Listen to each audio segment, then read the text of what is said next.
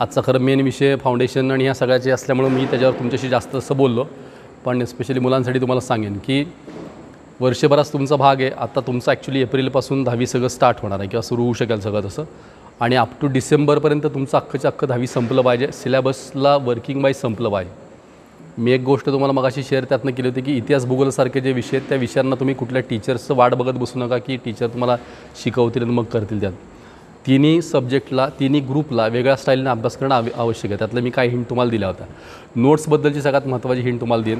जसं मॅथ्सबद्दलची एक तुम्हाला हिंट तशी देईन. तर नोट्समध्ये काय आहे, एक pie diagram, tree diagram, flow charts हे कंपल्सरी पाहिजेत. तुम्ही इतिहास भूगोलाला आत्तापासून ठरवलं ना तर मिनिमम 1.5 ते पावणे 2 महिन्यामध्ये तुमचं फक्त एक 10 ते 12 पानामध्ये अख्खंच्या अख्खं इतिहास भूगोल संपून जाईल. 100% संपून जाईल. मी तुम्हाला एक सॅम्पल सरांकडे शेअर करेन की माझ्याकडच्या मुलांनी कशा नोट्स काढलेल्या आहेत त्याचे एक सॅम्पल तुम्हाला शेअर करतो. आणि कशी नोट्स बसवायची एखादी कुठल्या गोष्टीला, म्हणजे अख्खा एक चॅप्टर तुम्ही 1.5 पानात पावणे 2 पानात तुम्ही अख्खा बसवू शकाल. आणि तो बसवताना क्वेश्चन पेपरच्या नेचर वाईज बसवायचा. नुसतं नोट्स नाही काढायच्या. नोट्स काढताना त्याला कनेक्टिव्हिटी ठेवायची पेपरच्या फॉर्मॅटशी.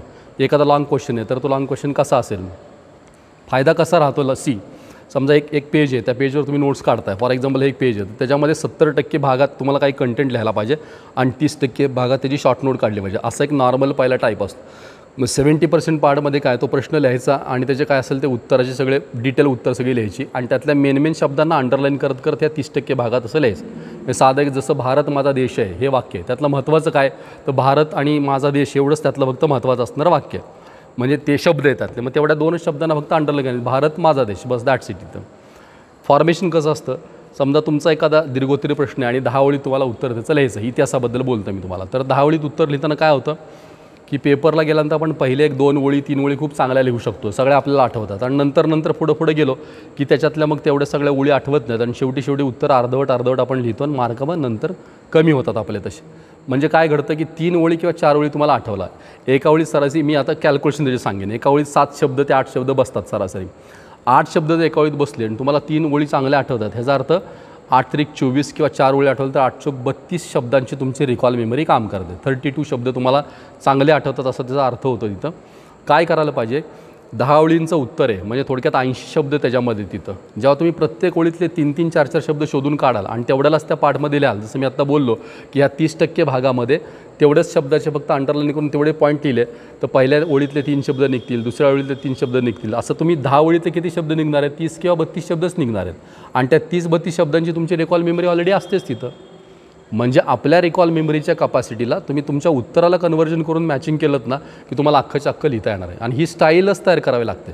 तुम्हाला तुमची स्टाईल तयार करायला पाहिजे तशी आणि तशा टाईपनी काम करा. दुसरी गोष्ट, स्ट्रॅटेजीमध्ये एक गोष्ट येते, रिव्हिजनरी जो पार्ट आहे त्यातला कंपल्सरी डेली तुम्ही रोज रात्री झोपायच्या अगोदर तुमची डायरी मेंटेन करायला सुरुवात करा. या डायरीमध्ये 2 भाग करायचे. एका पानावर अकॅडमिक ॲक्टिव्हिटी, एका पानावर नॉन अकॅडमिक ॲक्टिव्हिटी लिहायच्या. मी हे का सांगतो ते पण तुम्हाला सांगेन. मग अशी त्याची हिंट पण तुम्हाला दिली ती. परीक्षा तुम्हाला काय मागणार आहे, आठवायचं आणि तुम्हाला ते लिहायचं, एवढंच परीक्षा तुमच्याकडे मागते. आणि मी एक शब्द स्पष्ट बोललो की अकॅडमिक अँड नॉन अकॅडमिक ह्या दोन्ही ॲक्टिव्हिटी मेंदूला कळत नाहीत. मेंदू जे पाहिजे ते सगळं आठवत राहतो की ज्याच्यामध्ये काहीही जे तुम्ही दिवसभरातला अनुभव असेल ते सगळं आठवत देत असतो. डेली कंपल्सरी जर तुम्ही तसं केलं, पहिल्या दिवशी काय करायचं, त्या दिवशी रात्री झोपताना करायचं आणि नंतर 24 आवर्स नंतर करायचं असतं इथं. म्हणजे समजा आजचा दिवस गेला तर उद्या रात्री झोपताना तुम्ही कालच्या दिवसाचं सगळं दिवसभरापासून आठवलं पाहिजे. आठवताना अकॅडमिक्स वेगळं आठवा, नॉन अकॅडमिक्स वेगळं आठवा आणि फक्त हिंट लिहा. फॉर एक्झाम्पल सकाळी नाश्ता केला, मग त्याचं टायमिंग लिहायचं, नाश्ता केला आणि किती वाजता केला आणि काय खाल्लं तेवढं थोडक्यात लिहायचं. ट्युशनला आले, किती वाजता निघाले, किती वाजता पोचले आणि काय ट्युशनमध्ये शिकले, मग त्याच्या फक्त हेडिंग लिहायचं इथं. असं थोडं हिंट, फक्त लिंकिंग शोधायचं, हिंट शोधायच्या आणि हिंट शोधून आठवून फक्त त्या लिहायच्या. असा नॉन अकॅडमिक्स मिळायचं. अकॅडमिक्समध्ये आलं की आज होमवर्क केला, काल होमवर्क केला आहे, संध्याकाळी 7 ते 8 होमवर्क केला, कुठल्या विषयाचं केला, किती प्रश्न केले आणि काय त्यात केलं, फक्त हिंट काढायची आणि तेवढी फक्त त्यात लिहायची. असं रोज तुमचं डायरीचं पान पाहिजे. एका पानावर अकॅडमिक्स, एक पानावर नॉन अकॅडमिक्स. त्याच्यातलं चूक काय, बरोबर काय, 100% आठवलं का, नॉट ॲट ऑल. इथं फक्त ब्रेनला ट्रेनिंग देण्याचं काम आहे की मी कालच्या दिवसाचं काय घडलं हे दुसऱ्या दिवशी आठवलं, कालच्या दिवसाचं काय घडलं दुसऱ्या दिवशी आठवलं, बस दॅट्स इट. सिम्पल आहे तिथं. ही गोष्ट कंपल्सरी तुम्ही करा. एवढं केलं की तुम्हाला त्या तुमच्या रिकॉल मेमरीवर चांगलं काम करता येईल. नंतर लँग्वेजेसवर काम करायचं. तर लँग्वेजेसवर काम करणं म्हणजे तुमचं 100% तुम्हाला अकॅडमिक्सवर तुम्हाला खूप मनापासून काम करावं लागणार आहे. रायटिंग स्किलवर खूप मनापासून काम करावं लागेल. कारण रायटिंग स्किल जेवढं तुमचं स्ट्रॉंग असेल तेवढे तुमची लँग्वेज तुम्हाला सपोर्ट करणार आहे किंवा तेवढा स्कोरिंगला हाय राहणार आहे. मग तुम्ही एकदा चेकआउट करा की रायटिंग स्किलमध्ये कुठल्या कुठल्या टाईपचे क्वेश्चन्स येतात, मग मराठीमध्ये काय येतात, इंग्लिशमध्ये काय येतात, हिंदी संस्कृतला काय येतात, यातला कुठला पार्ट मी आत्तापासून करायला पाहिजे तसं इथं, मग त्याच्यातली माझी कॅपॅसिटी कुठली स्ट्रॉंग आहे, त्यात कुठं कुठं कमी आहे, मग त्याचे रिसोर्सेस गोळा करायचे आणि डेली स्टडी प्लॅनमध्ये तुम्हाला ते रिसोर्सेस बसवत जावा तिथं. असा लँग्वेजचा अभ्यास करणं आवश्यक आहे. दिवसभराचं प्लॅनिंग कसं ठेवायचं असतं अभ्यासच. एक खरं तर स्लाईड मी 10वीच्या मुलांची तुम्हाला दाखवायला पाहिजे होती ती, पण तुम्हाला टेंटेडली सांगतो की दिवसभराचं कुठलंही अभ्यासाचं प्लॅन तयार करताना तुमचे मिनिमम 2 सब्जेक्ट ते मॅक्सिमम 3 सब्जेक्ट डेली स्लॉटमध्ये बसले पाहिजेत. 2 किंवा 3 सब्जेक्ट बसवले पाहिजेत आणि एका विषयाचा अभ्यास हा काही झालं तरी मिनिमम 1.25 तास हा एका विषयाचा अभ्यास पाहिजे. 1.25 तासापेक्षा कमी अभ्यास करू नका. काही जण काय करतात, अर्धा तास एक विषय करणार, परत अर्धा तास, असला कधीही उपयोग होत नाही, काहीच नाही. तिथं कनेक्टिव्हिटी एका विषयातून दुसऱ्या विषयात जाण्यासाठी तुम्हाला वेळ लागतो आणि मग तो वेळ तुमचा त्या 1.5 hourमध्ये किंवा त्या फेजमध्ये खरं तर तयार होत असतो. त्यामुळे मिनिमम 1 तास 20 मिनटं किंवा 1 तास 15 मिनटं हा तुमचा एक विषयाचा स्टडी ठेवायचा आणि त्याप्रमाणे दुसऱ्या विषयाला सर्क्युलेट करत जायचं आहे. क्लिअर. एक मंथली प्लॅन पाहिजे, एक वीकली प्लॅन पाहिजे आणि एक डेली प्लॅन पाहिजे.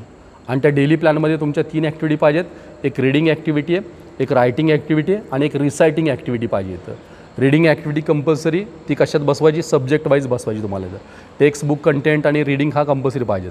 रायटिंग ॲक्टिव्हिटीमध्ये नोट्स काढणं आणि रिपीटेडली एखाद्या प्रश्नांच्यावर काम करणं. इथं रिसायटिंग ॲक्टिव्हिटीमध्ये पाठांतर करणं कंपल्सरी पाहिजे. अशा 3 ॲक्टिव्हिटी डेलीच्या पाहिजेत. सब्जेक्ट वाईज त्या ॲक्टिव्हिटी बदलतील आणि त्याप्रमाणे जसं मॅथ्समध्ये रिसायटिंग येणार नाही, म्हणजे मॅथ्समध्ये पाठांतर काय येत नाही, रायटिंग सगळं येतं, असं ते तुम्हाला कॉम्बिनेशन करता आलं पाहिजे.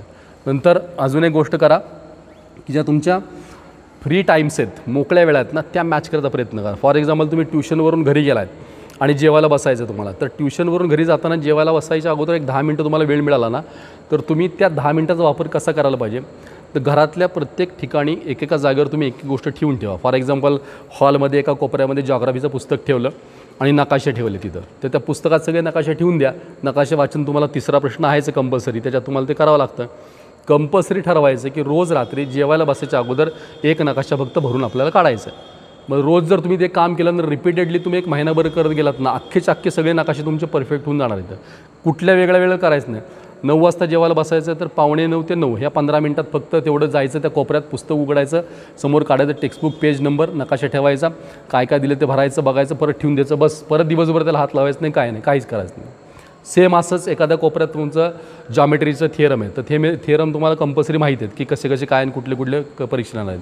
बाय डिफॉल्ट आहे. सकाळी शाळेत जायच्या अगोदर असेल किंवा कुठले तरी एक वेळ ठरला, उठल्यानंतर ब्रेकफास्ट झाल्यानंतर अभ्यास सुरू करायच्या अगोदर एक मला थिअरम लिहायचा आहे. तर थिअरम कंपल्सरी समोर ठरवा. एक थिअरम पुस्तकामध्ये समजा ABCच्या नावाने असेल, ट्रायंगल ABC नावाने असेल, तर तो PQR, XYZ, LMN अशी नावं बदला आणि तोच थिअरम रिपीटेडली वेगवेगळ्या नावाने लिहा. 100% तुम्हाला थिअरम पक्का काढणार आहे. मग असं जर तुम्ही प्लॅन केला तर तेवढे 10 मिनटं एकच थिअरम असं एक महिनाभर तुम्ही करत गेलात, काही प्रश्नच येत नाही. काय फॉर्म्युले, सगळे फॉर्म्युले काढा. जॉमेट्रीचे तुम्ही सगळे फॉर्म्युले काढले, 62-63 फॉर्म्युले सगळे मिळून किती तुम्ही सांगा जावा, हे 63-64 फॉर्म्युलांना तुम्ही एक टाईम स्लॉट ठरवलात आणि रोज तेवढे 3-3 फॉर्म्युले 5-5 वेळा जर लिहिलेत ना, तुमचे अख्खे सगळे फॉर्म्युले पाठ होणार आहेत. डायग्रॅम्स आहेत. मी जसं आमच्याकडं सेपरेशनच्या नोटबुक्स आहेत, मॅथ्सला M1 M2ला आहेत. जसा चॅप्टर संपतो तसं प्रत्येक एक्सरसाइजमध्ये प्रत्येक प्रश्न किती मार्काने हे मुलांना सांगितलं जातं की ह्या समजा आता मी पर्सनली पण मॅथ्स शिकवतो मुलांना, काही लेसन शिकवतो. तर हा पहिला एक्सरसाइजमध्ये हा 2 मार्काचा क्वेश्चन आहे, हा 3 मार्काचा, त्यांना आधीच लिहून दिलं जातं. आणि जसा तो चॅप्टर संपेल किंवा जसं एक्सरसाइज संपेल तसे मुलं त्या वेगळ्या नोटबुक करतात. 2 मार्काची नोटबुक वेगळे, 3 मार्काची वेगळे, 4 मार्काची नोटबुक वेगळे, अशा नोटबुक वेगळ्या केल्यात. आणि त्याच्यामध्ये फक्त 2 तर 2 मार्काची गणितं लिहायची, 3 तर 3 मार्काची गणितं लिहायची, 4 तर 4 मार्काची गणितं लिहायची किंवा जी काय जशी मार्कांची. तुम्हाला वर्ष संपताना कळेल की तुमची 21 अपेक्षित तयार झाल्यासारखी होतील. 21 अपेक्षितच काय असतं तेच असतं ना, तेच मार्केटला बरेच वेळ चालतं येतं. तुम्ही सेपरेशन ना पेपरच्या फॉर्मॅटमध्ये तयार करत जावा तिथं आणि ते आत्तापासून नोट्समध्ये काढलं पाहिजे. तुम्ही सायन्समध्ये डायग्राम, तर डायग्रामला एक वेगळं नोटबुक तयार करा, एक सेक्शन करा एका नोटबुकचा आणि सगळ्या डायग्राम एका जागेवर पाहिजे तिथं आणि त्या रोज करत जायचं. ज्या दिवशी शिकवतील होमवर्क म्हणून एकत्र करताना वेगळं करायचं आणि सेपरेशन म्हणून वेगळं करायचं आणि त्या दिवशी ती डायग्राम त्यात मेन्शन करून ठेवायची. न्यूमरिकल्स आहेत, रिॲक्शन्स आहेत, सगळ्या रिॲक्शन एका जागेवर आल्या पाहिजेत. जसे शिकवतील सर तसं त्यात लिहून ठेवून द्यायची, वेगळे करून ठेवायची. कलेक्शन्स करणं हे तुमचं आत्ताचं काम आहे पहिल्या 3-4 महिन्यातलं आणि मग त्या केलेल्या कलेक्शनवर रिपीटेडली वर्क करणं हे पुढच्या 3-4 महिन्याचं काम आहे आणि शेवटचे 3-4 महिने मॅक्सिमम पेपर प्रॅक्टिस, असे ते खरं ते 3 स्लॉट आहेत. So first 3 months collection, second 3 months revision आणि लास्ट 3 मंथ्स रायटिंग प्रॅक्टिस, असा थॉट ठेवलात तुम्हाला प्रत्येकाला त्या गोष्टी कळायला लागतील तशा. क्लिअर? ह्या वेळेने तुम्ही तुमच्या नोट्सवर काम करा, सब्जेक्टवर काम करा किंवा वर्किंगवर काम करा. अजून तुम्हाला एखादा काही क्वेश्चन असेल तर विचारा, मुलांसाठी स्पेशली एखाद्या कुठल्या स्पेसिफिक विषयाबाबत, कुठल्या याच्याबाबत काय मॅथॉडॉलॉजी काय करायला पाहिजे, कसं वर्किंग बसायला पाहिजे किंवा काय, किंवा फोकस होत नाही, कॉन्सन्ट्रेशन होत नाही, अभ्यास करायची इच्छा होत नाही किंवा रोज करावं वाटत नाही, डिस्टर्बन्स जास्त, असे जे काय इतर प्रश्न असतात अभ्यासाला त्रास देणार आहे तसे पण विचारा, त्याच्यावर बोलूया आपण. सब्जेक्ट वाईज तर तुम्हाला ऑलरेडी एक्सपर्टीज सगळे आहेत, तसे शेअरिंग करा. बोला, तुम्ही बोलला की कळेल ना. तसं सांगण्यासारखं मला भरपूर आहे, पण ते काय असं वेग व्हायला नको. तुमच्या स्पेसिफिक गोष्टींशी आलं तर आपण आणि चांगलं बोलू शकतो. हां, बोल.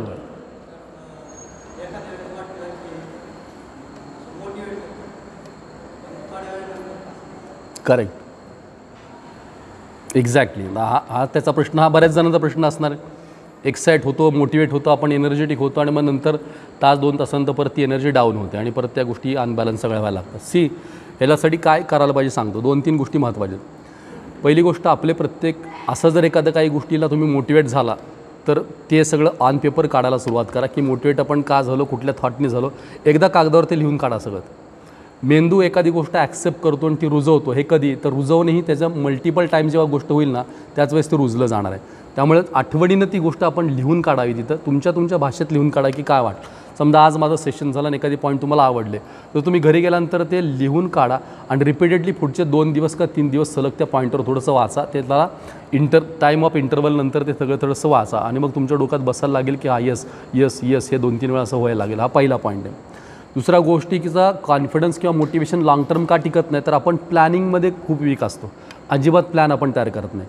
तुम्हाला जर सक्सेस पाहिजे असेल तर कायम प्लॅन पाहिजेत आणि ते कागदावर लिहिले पाहिजेत. म्हणजे मला 8 वाजता अभ्यासाला बसायचं आणि 8 ते 11 मी रात्री अभ्यासाला बसणार आहे, हा एक तुमचा सिंगल थॉट आहे.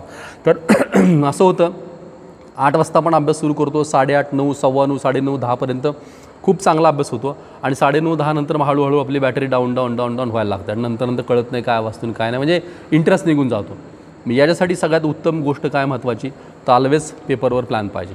म्हणजे 8 ते 11मध्ये 8 ते 9 काय करायचं, 9 ते 10 करायचं, 10 ते 11 काय करायचं. स्पेसिफिक फोकसचा स्पॅन 20 मिनिट्सचा असतो.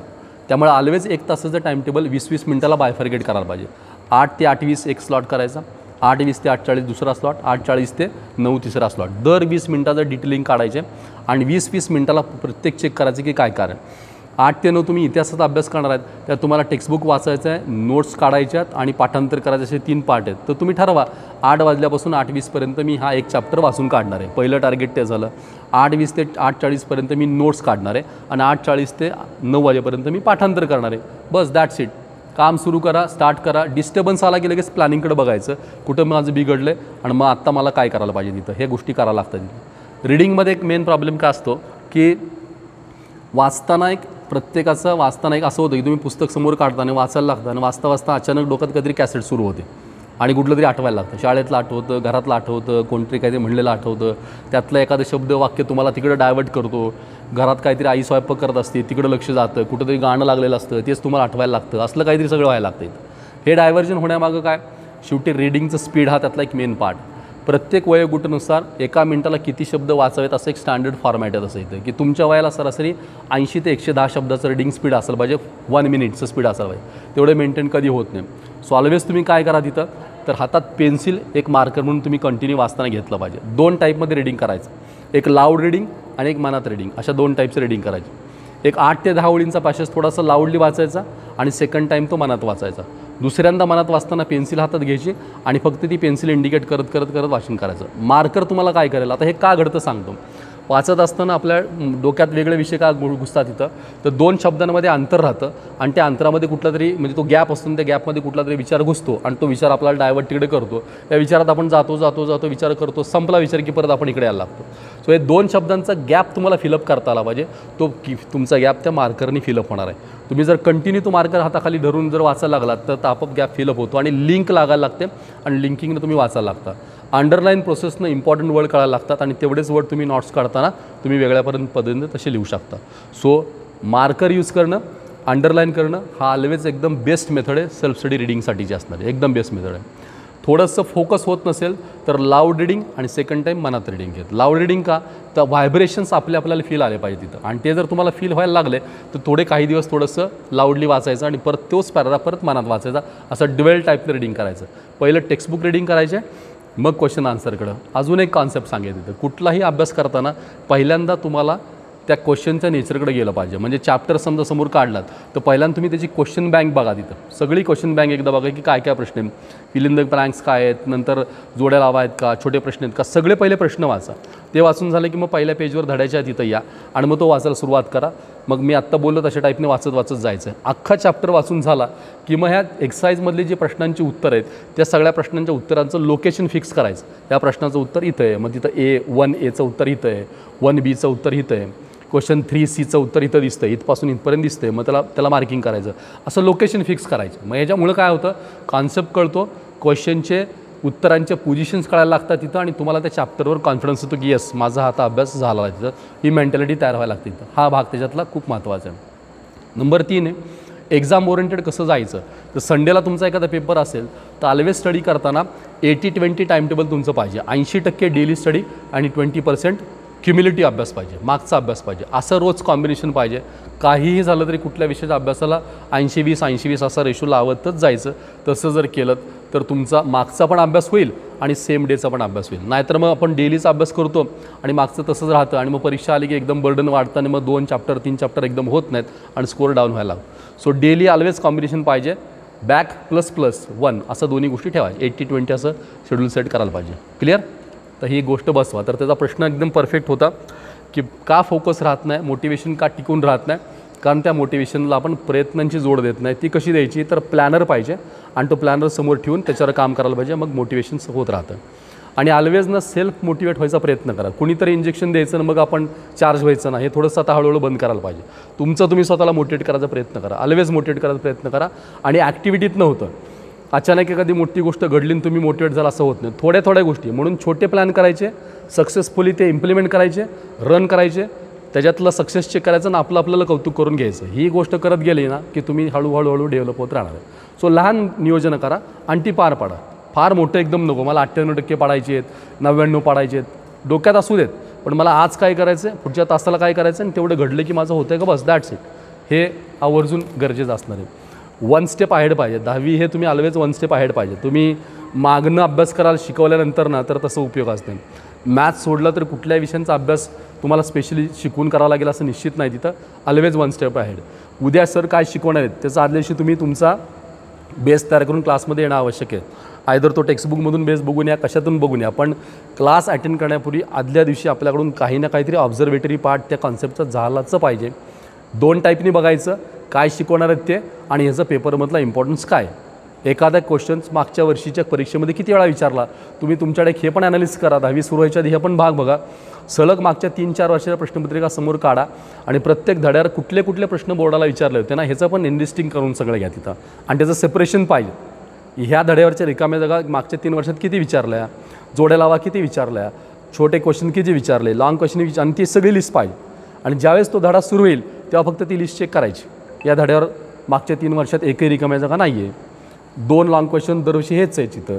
थिअरम कंपल्सरी 4 वर्ष हा विचारतच आहे. असं सगळं बघून ठेवायचं आणि मग क्लास अटेंड करायचा, सेशन अटेंड करायचा. तुम्हाला ते पक्क सगळं कळायला लागेल. प्रिपेअर्ड राहणं, त्याला म्हणतो ना आपण पूर्वतयारी करणं ना, ती महत्त्वाची.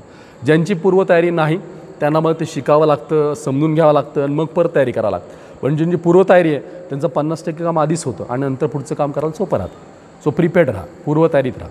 हा फायदा तुम्हाला नक्की मिळत असं. अजून काय शंका, एनी डाऊट? विचार.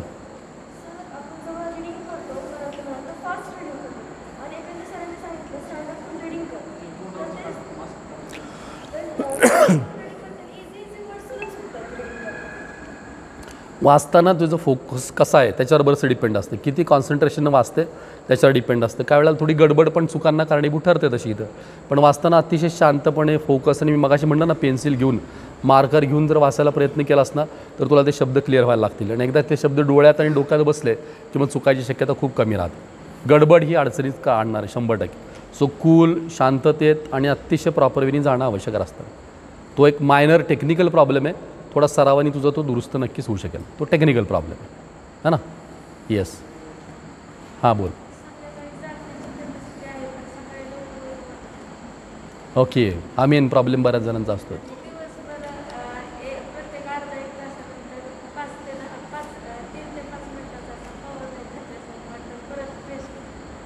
ओके, ठीक आहे.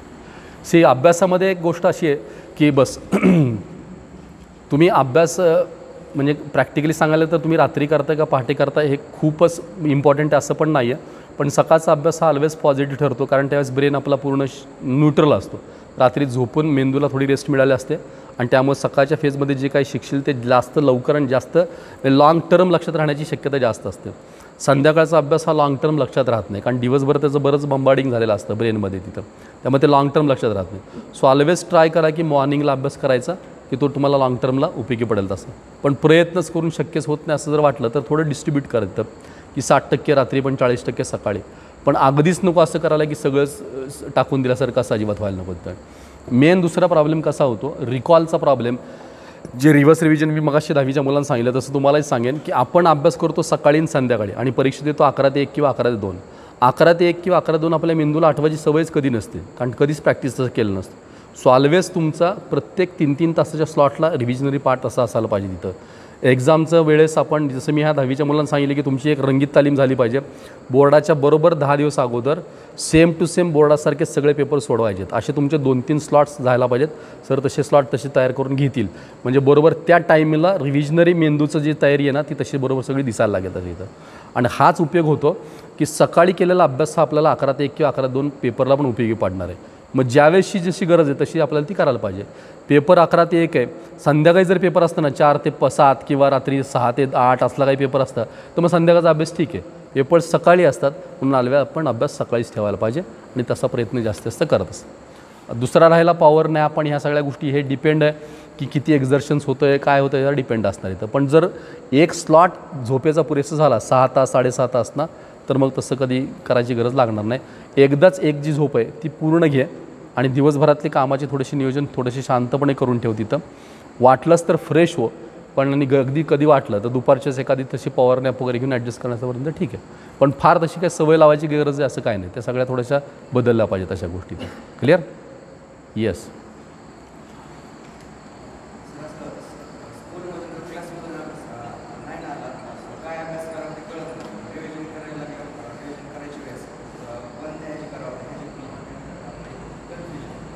करेक्ट. त्याच्यासाठी काय करायला पाहिजे, मी मगाशी बोललो तसं प्लॅनिंग पाहिजे. एक monthly plan, weekly plan, daily plan, hour wise plan, minute wise plan असे प्लॅनिंग लागतात. सो मंथली प्लॅन पाहिजे, एक आठवड्याला मला कुठले कुठले विषय करायचे आहेत. वीकली प्लॅन पाहिजे, त्या आठवड्यात कुठल्या कुठल्या वारी कोणकोणते विषय करायचे आहेत तिथं. आणि त्याचा परत डेली प्लॅन आहेत की त्या दिवसातल्या त्या विषयांमध्ये कुठल्या कुठल्या तासाला काय काय प्लॅन करायचं. तू कागदावर समोर लिहून काढ तिथं. सिम्पल फार कॉम्प्लिकेशन झालं तर काय कर, आठवड्यातला रोज एका दिवशी एक विषय घे किंवा एका दिवशी 2 विषय घे. मग तसं करत गेलास तर तुला आठवड्यातलं 7 दिवसात सगळे विषय बसतील. 6 दिवसच कर, 7वा दिवस प्रॅक्टिससाठी ठेवत असे येतं. असं वेळापत्रक बनव. मग समजा तू सोमवारी घेतलास इतिहास आणि भूगोल आणि सकाळी तुला 2 तास अभ्यासाला तर रात्री 2 तास अभ्यासाच आहेत, मग त्या अभ्यासाला 2-2 तासाला तसं डिस्ट्रीब्यूट कर. सकाळी 2 तास इतिहास करायचा, रात्री 2 तास जिओग्राफी करायचं. मग त्या 2 तासामध्ये मला 2 चॅप्टर करायचे आहेत. पहिल्या तासात 1 चॅप्टर, दुसऱ्या तासात 1 चॅप्टर. मग परत डीपमध्ये गेले की पहिल्या 1 तासात 1 चॅप्टर करताना मला वाचायचं आहे, नोट्स काढायच्यात. मला 15 मिनटं वाचायला, 40 मिनटं किंवा 20 मिनटं नोट्स काढायला आणि 10 मिनटं पाठांतराला, असं परत लिहून काढ. असं रफ टाईम टेबल कर. हळूहळू ते रफचं फायनल करत करत जाता येईल आणि 1 2 किंवा 3 आठवडे फॉलो करत गेलास की मग हे कन्फ्युजन कमी व्हायला लागेल. नियोजन समोर नसतं म्हणून कन्फ्युजन जास्त होतं. क्लिअर? येस. हां.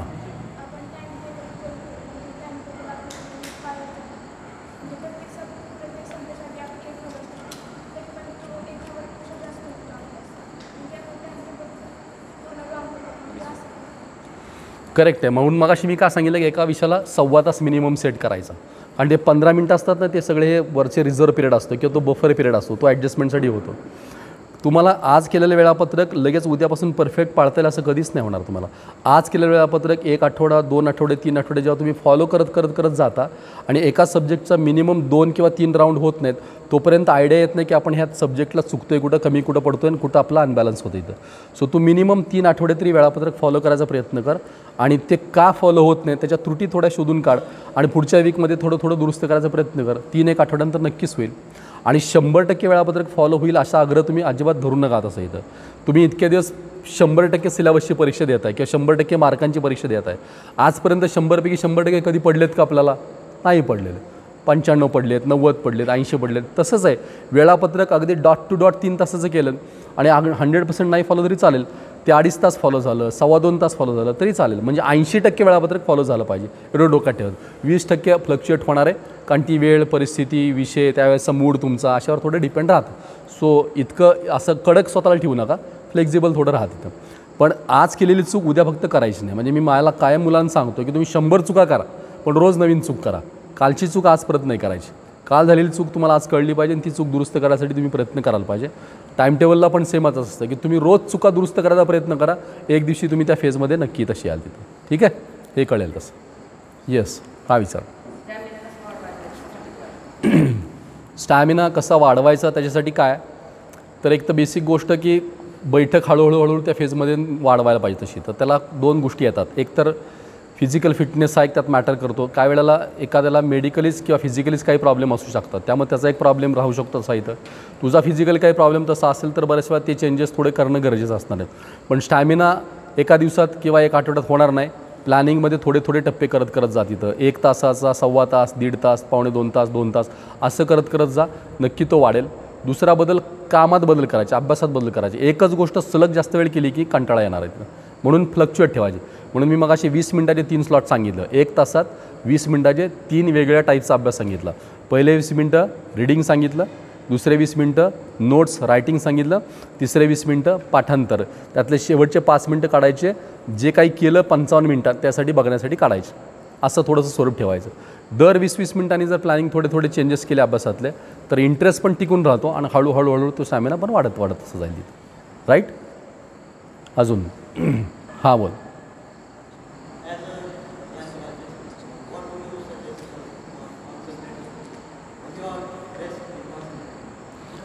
कॉन्सन्ट्रेशनला काय करायला पाहिजे तर कॉन्सन्ट्रेशन का होतं का होत नाही ह्या 2-3 वेगवेगळे कारण आहेत. तर त्याच्यात मी माझा रेडिओचा एक 3 एपिसोड शेअर करतो स्पेशली कॉन्सन्ट्रेशनवरचेच आहेत. ते सगळ्यांनाच त्या ग्रुपवर त्यांच्या पाठवा तसे.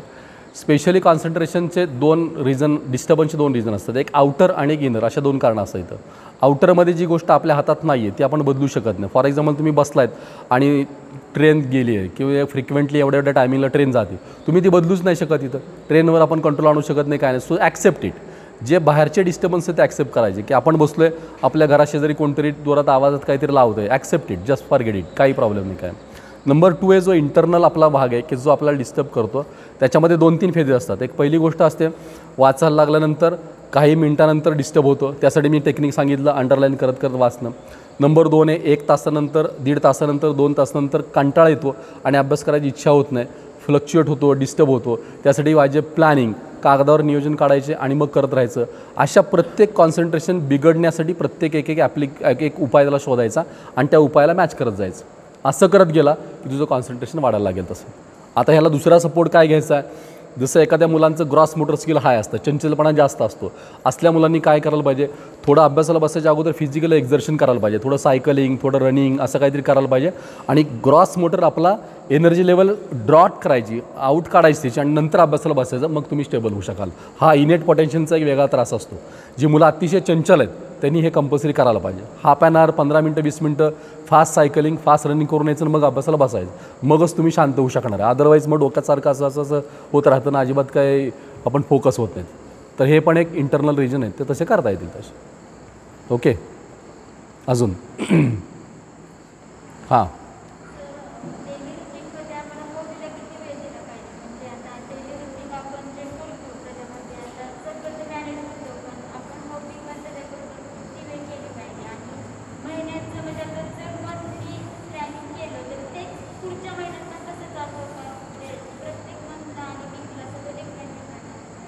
ओके.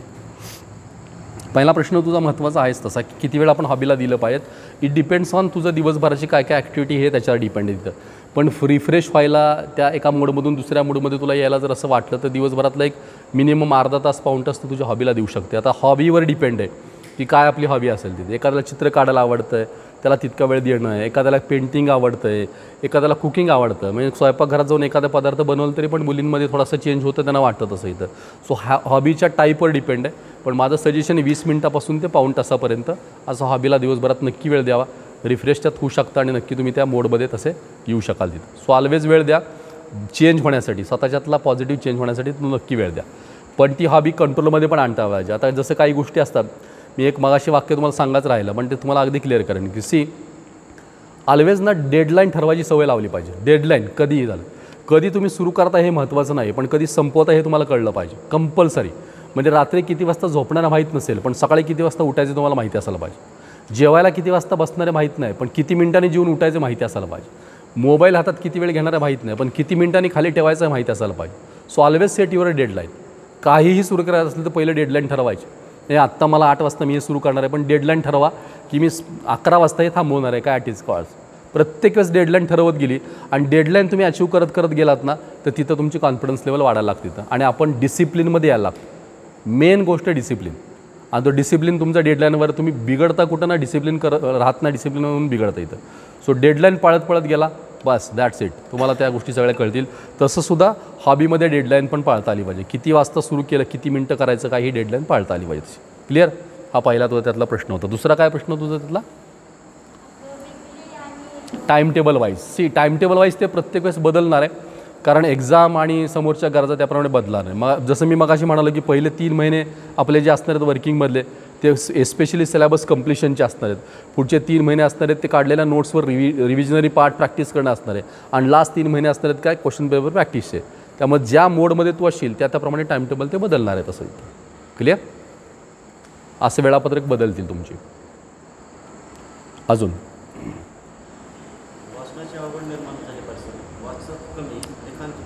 Yes exactly. त्याच्यासाठी मी तुम्हाला सजेशन देईन की वाचनाची आवड होण्यासाठी कंपल्सरी तुम्ही डेली एक कुठलंही नॉन अकॅडमिक्स कुठलंही पुस्तक वाचा. काहीही झालं तरी. म्हणजे माझं हे तर आवर्जून सजेशन आहे. सरांनी महत्त्वाचा पॉईंट काढला. काहीही झालं तरी रोज एक पुस्तक तुम्ही तुमच्या हातात घ्या आणि टार्गेट ठरवा की महिन्यात मला हे पुस्तक वाचून संपवायचं आहे. आणि दिवसभरात कुठला तरी एक वेळ काढा आणि त्या वेळामध्ये 4 पानं 5 पानं वाचायची. काही तुम्हाला काही आवडेल ते. अभ्यासच सोडून वेगळं पुस्तक. मग त्यात कितीतरी ऑटोबायोग्राफी आहेत, वेगवेगळ्या स्टोरीज आहेत, खूप काय गोष्टी आहेत तशा आहेत. हे सगळं करता येईल. रीडिंगला महत्त्व हे खूप तुम्हाला गरजेचं आहे. तिथं ठरलेल्या वेळामध्ये खूप लायब्ररीत पुस्तकं आहेत. घरी तुमच्या पुस्तकं असतील, बाहेरून तुम्ही घेऊ शकता. तिथं कंपल्सरी दिवसातलं एक 15 मिनटं 20 मिनटं अर्धा तास तुम्ही त्या ॲडिशनल बुकसाठी वापरायला काढा. तिथं तुमची वाचनाची आवड, तुम्हाला एखाद्या गोष्टीचा आवाका क्रिएट करायला लागते. इथं पेपर न्यूजपेपर रीडिंग आहे ती पण एक वेगळी आवड आहे. तिथं अपडेट सगळे घेणं ती पण एक आवड आहे. आणि आपला व्ह्यू बदलायला लागतो. सो ऑलवेज अदर बुक्स नाही तुम्हाला तुमची ताकद वाढवायला सुरुवात करणार आहे. आणि ती एकदा ताकद वाढली की पुस्तकातल्या वाचनाचं आपल्याला लिंक लागायला लागते. त्याची भाषा कळायला लागतं. इंग्लिशला कंपल्सरी तुम्ही वाचायला सुरुवात करा. बाय डिफॉल्ट काही भले त्यातलं नको कळू देत पण थोडं तुम्ही वाचायला सुरुवात करा. काही गोष्टी ऐकायला सुरुवात करा. मगाशी मी तुम्हाला अतिशय महत्त्वाचं वाक्य सांगितलं. इंग्लिश कधी येणार आहे? ज्या दिवशी इंग्लिशमधून स्वप्न पडेल त्या दिवशी इंग्लिश येणार आहे. मग तो अनकॉन्शियस माइंडला सेट करायला तिथं पाहिजे ना काहीतरी. थॉट करताय तुम्ही तिथं. आता घरातली एखादी ॲक्टिव्हिटी तुम्ही करताय तर तुम्ही मनात तो तुमच्या पद्धतीने त्या मनात ती सगळी ॲक्टिव्हिटीसाठी लँग्वेजमध्ये तुम्ही तसं बोला तुमच्या डोक्यात तसं इथं. आणि तसं इंग्लिशमध्ये बोलायचा प्रयत्न करा. आतल्यात मनात बोलायचा प्रयत्न करा. इंटरॅक्शनमध्ये तुमच्यात बोलायचा प्रयत्न करा. हळूहळू तुम्हाला ती सवय लागायला लागेल तिचं. आणि त्या सब्जेक्टला पण तुमची कनेक्टिव्हिटी यायला लागेल. सो ॲडिशनल वाचन तुम्हाला फायदेशीर असणार आहे. ती पुस्तकं टार्गेट ठेवून वाचायचं. खूप पुस्तकांची यादी अशी किती वाचण्यासारखी पुस्तकं आहेत. खूप आहेत. करंट नॉलेजची वाचाल तुम्ही, सायन्स बेसची वाचाल. त्यानंतर मी आत्ता बोललो तसं ऑटोबायोग्राफी तुम्हाला वाचता शिकेल. काहीही आहे समोर तुम्हाला वाचायला तशी संधी आहे. आणि ते वाचन तुम्हाला तुमच्या रेग्युलर स्टडीजला फायदेशीर ठरेल. पक्क ठरेल. अजून हां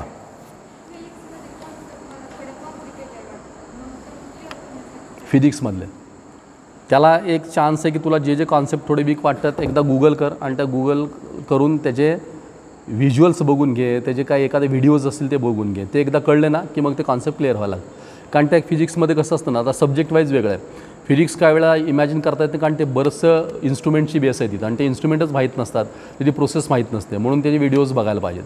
केमिस्ट्री हे व्हिज्युलाइज करता येत नाही, रिॲक्शन आपल्याला दिसू शकत नाहीत, आपण समजू शकत नाहीत की नक्की रिॲक्टंट काय आला, प्रॉडक्ट काय आला, हे आपल्याला दिसत नाही ना काय त्या गोष्टी करता, म्हणून त्या प्रोसेस कळणं. बायो आपल्याला कळतं, नेचरमध्ये दिसतं, आपण थोडं इमॅजिन करू शकतो, माहिती असतं, म्हणून बायो लवकर कळतं. तसं फिजिक्समध्ये ॲप्लिकेशन करण्यासाठी व्हिडिओजवर जा, खूप व्हिडिओज उपलब्ध आहेत आता, तू नुसतं टाक, तुला पाहिजे ते सगळं समोर येईल आणि त्यातनं समजून घ्यायचा प्रयत्न कर, नक्की क्लिअर होईल तसं.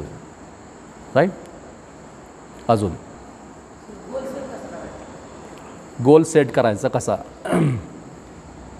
एक काय होतं, एम आणि गोल हे जे दोन्ही वेगवेगळ्या गोष्टी आहेत, म्हणजे त्याचे डेफिनेशन्स थोडी आपण वेगळ्या असं म्हणू तिथं.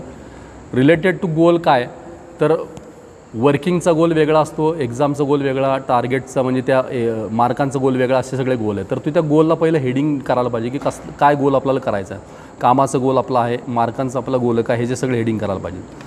ऑलवेज पहिल्यांदा आपण केलेला कमिटमेंटचा गोल सेट करायचा आणि त्या कमिटमेंट रोज पाळल्या पाहिजे. त्याच्यात याचं कन्व्हर्जन मार्कांमध्ये कसं होणार आहे हे परीक्षेत ठरवते आणि त्या सगळ्या गोष्टी राहतात.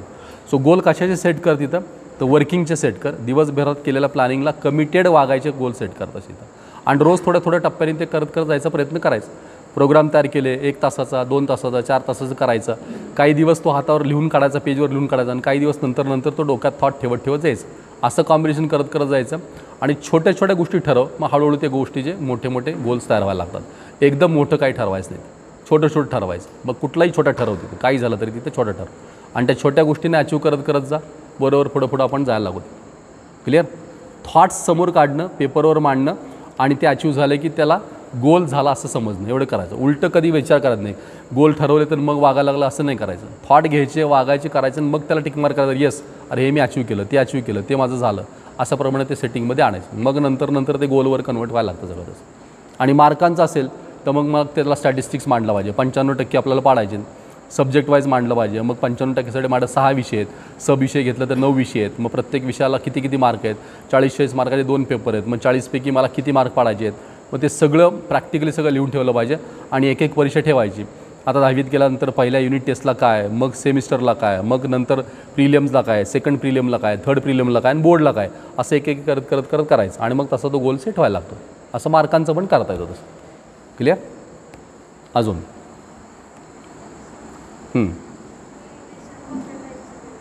काय म्हणाले, मेडिटेशन कोणत्या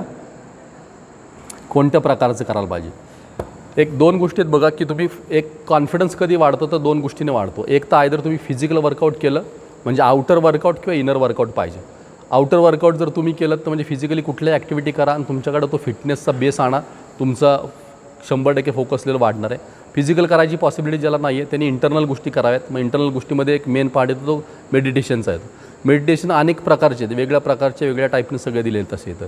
किती वेळ देणार आहे त्याच्यावर डिपेंड आहे. पण माझं एक सजेशन आहे की 10 मिनटापासून ते 30 मिनटापर्यंत आपण त्यासाठी वेळ देऊ शकतो. 10 मिनिट खूप आहेत, 30 मिनटं म्हणजे ते एक्स्ट्रीम लेवल आहे, त्या वर्किंगचे असणार आहे तसे. तर त्या फेजमध्ये जाता येऊ शकेल. सध्या तरी सपोर्टिव्हमध्येच तू सुरू करताना बेसिकली कुठलाही शांत बसणं इथपासून मेडिटेशनचा प्रकार आहे. काही डोक्यात विचार येतील तर आठवलं तरी त्याच्यावर शांत परत बसत राहणं, एवढंच एक भाग त्यातला आहे. पण एक आयडियल जर प्रोसेस सांगेन तिथं तर 100% ते श्री रविशंकर यांचे एक मेडिटेशनचा प्रोग्राम आहे, सुदर्शन प्रक्रिया आहे, अतिशय एक्सलंट आहे. त्याचा जर काही बेस तुला कळला समजला तर त्याच्यावर काम कर. ती अतिशय आयडियल प्रोसेस आहे मेडिटेशनची, त्याच्यात मात्र खूप चांगलं मेडिटेशन होऊ शकतं. पण तुझ्या वयाला तुझ्या लेवलला जर ते नाही समजलं, कुणी नाही केलं तर मग थोडासा मेडिटेशनमध्ये एक इन्स्ट्रुमेंटेशन म्युझिक मेडिटेशनचं असतं, ते लावायचं मोबाईलवर, शांत डोळे मिटून बसायचं. एक चक्राचं चित्र येतं, त्याचा एक सेंटर किंवा कागदावर एक साधा ब्लॅक स्पॉट सेंटर करून टाक तिथं आणि सरासरी तुझ्यापासून 1.5 फुटाच्या अंतरावर म्हणजे 20 इंच अंतरावर ते कागद लावायचा, 20 इंचावर बसायचं. म्हणजे समजा इथून एवढं अंतर माझ्या असेल तर 20 इंच आहे, तर ह्या एवढ्या फोकसवर तो कागद लावायचा, एक सेंटर फिक्स करायचा. एकदा 2 मिनिट, एक अर्धा मिनटं, पाऊण मिनटं त्या सेंटरकडे बघायचं आणि हळू बघत डोळे मिटायचे, शांत बसायचं आणि शेजारी एक इन्स्ट्रुमेंटेशन म्युझिकचा साऊंड लावून ठेवायचा इथं आणि ते ऐकत शांत बसायचं. 1, 2, 3 दिवस, 4 दिवस, 8 दिवस, 10 दिवसांनी हळूहळू विचार बंद व्हायला लागतात आणि आपण फोकस व्हायला लागतो. आणि एकदा फोकस होऊन शांत झालो की मग तू अभ्यास करायला लागले की तुला त्याचे आउटकम सगळे मिळायला लागतील तसे. क्लिअर. पण अगदी तुम्ही ह्या फेजमध्ये प्रत्येक वेळेस गेलं पाहिजे असं नाही, कारण तुम्ही अजून छोटे सगळे आहात. तुमच्या डोक्यात काही इतके विचार असे नाही आहेत की जिथं तुम्हाला ह्या सगळ्या प्रक्रियांची खूप जास्त गरज आहे. तिथं ते एका ठराविक एजला लागतं. तुम्हाला आता खरं त्या गोष्टीची इतकी गरज नाही लागणार. आत्ता तुम्ही थोडी फिजिकल ॲक्टिव्हिटी केलीत ना तरी पण मेडिटेट व्हाल आणि तरी पण फोकस व्हाल. तो मेडिटेशनच्या कुठल्या फार प्रयोगात जायच्याऐवजी फिजिकल ॲक्टिव्हिटीच्या एका प्रोसेसमध्ये या आणि तिथं कॉन्फिडन्स लेवल वाढवा आणि त्याचा उपयोग अभ्यासात करून घ्या. तसा येईल ते फायदेशीर जास्त. ठीक. हां.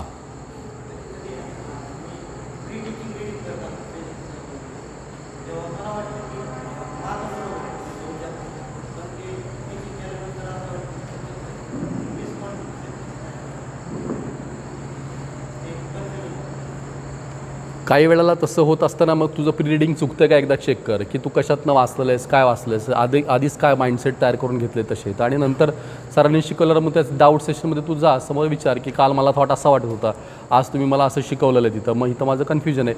तर त्यावेळेस ते डाऊट्स क्लिअर करायचे. फक्त काय होतं की आपण आपला प्री रिडिंग करताना आपण आपला एक विचार करून ठेवलेला असतो तसं इथं, पण ज्यावेळेस ऑलवेज आपले टीचर शिकवतात ते ऑलवेज त्या फेजमध्ये त्यांच्या अनुभवानुसार ते करेक्ट असतात इथं.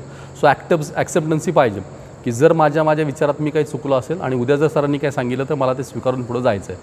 आपण जर आपल्या हट्टाला चिकटून राहिलो की नाही असंच आहे, मी म्हणतो असंच आहे, तर मग ते त्रासदायक व्हायला लागतं. त्यासाठी कम्युनिकेशन करायला पाहिजे, बोललं पाहिजे, तो डाऊट्स क्लिअर करून घेतला पाहिजे, म्हणजे मग तुझं हे कन्फ्युजन क्लिअर व्हायला लागेल तसं. ठीक आहे.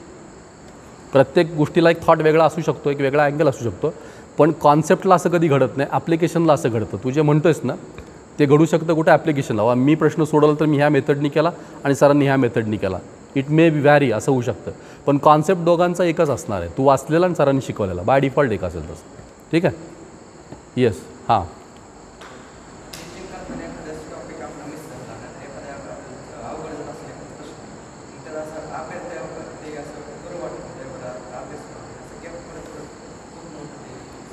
म्हणून मगाशी मी म्हणलं ना 80% 20% डिस्ट्रीब्युशन करायला पाहिजे ऑलवेज. 80-20%. रोज 20% वेळ हा आपला बॅक राहिलेल्या गोष्टींना करण्यासाठी दिलाच पाहिजे.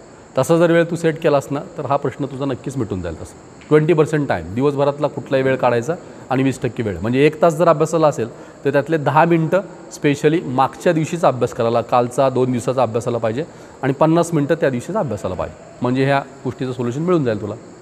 ठीक आहे. येस.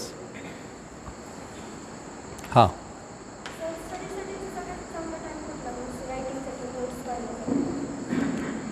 स्टडीसाठी right time. रायटिंगसाठीचा टायमिंग कुठला बेस्ट आणि कुठला बेस्ट टायमिंग. सी कसं होतं, इट डिपेंड्स ऑन की तुमचं सेशन्स कधी आहेत, कुठले आहेत, काय. फॉर एक्झाम्पल सकाळी ट्युशन्स असतील तर सकाळी वेळ मिळणार नाही, संध्याकाळी ट्युशन असेल संध्याकाळी मिळणार नाही. सो अवेलेबल टाईम तो आहे ना तो आपल्यासाठी बेस्ट आहे असं डोक्यात ठेवा. कारण त्याला असं काय बायफर्केट करता येईल, उपलब्ध वेळा त्या असतील त्यात. पण त्यातला स्लॉट मात्र मी सांगितलं की रीडिंग, नोट्स आणि रायटिंग ह्या 3 गोष्टी तुम्हाला, रिसायटिंग हे मात्र कंपल्सरी आहे. पहिलं रीडिंगच झालं पाहिजे, मग रायटिंग झालं पाहिजे आणि मग रिसायटिंग झालं पाहिजे. ही प्रोसेस मात्र ठेवायची. काही वेळेला मुलं 2 टाईपने अभ्यास करतात, होमवर्क एका वेळेला करतात आणि वाचन पाठांतर किंवा इतर गोष्टी एका वेळेस करतात, असं पण काही वेळेला राहतातच.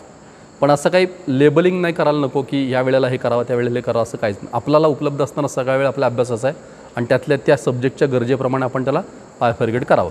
काही विषयांना वाचायची गरज लागत नाही, जसं मॅथ्स आहे तर मॅथ्सला रिडिंगची काहीच गरज नाही, डायरेक्ट प्रॅक्टिस सुरू करावं लागतं. लँग्वेजेस आहेत, काही वेळेला रिडिंग करावं लागतं, रायटिंग कमी करावं लागतं, असं डिपेंड्स आहे तसं. सो असं लेबलिंग कुठलं नको त्याला, ही वेळ ती वेळ असं काहीच नाही. उपलब्ध असणारा सगळा वेळ अभ्यासाला किंवा त्या मोडला तसं. ठीक आहे. अजून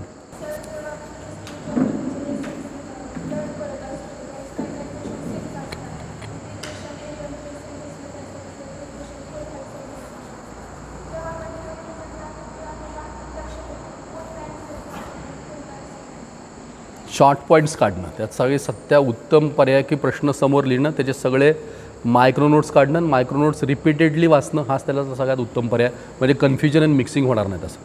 क्लिअर. ऑलवेज इतिहास भूगोलाला तुम्ही डोक्यात ठेवा की शॉर्ट नोट्स ह्या बाय डिफॉल्ट काढा आणि त्या काढलेल्या नोट्सला तुम्ही रिपीटेड टाईमली फक्त तुम्ही त्याला वाचा किंवा पाठ करा. तुझा हा कन्फ्युजन क्लिअर होईल तसं. ओके. हां.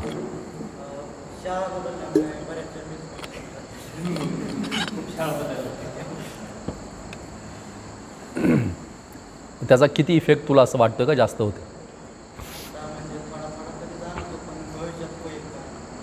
असं नाही काय होणार.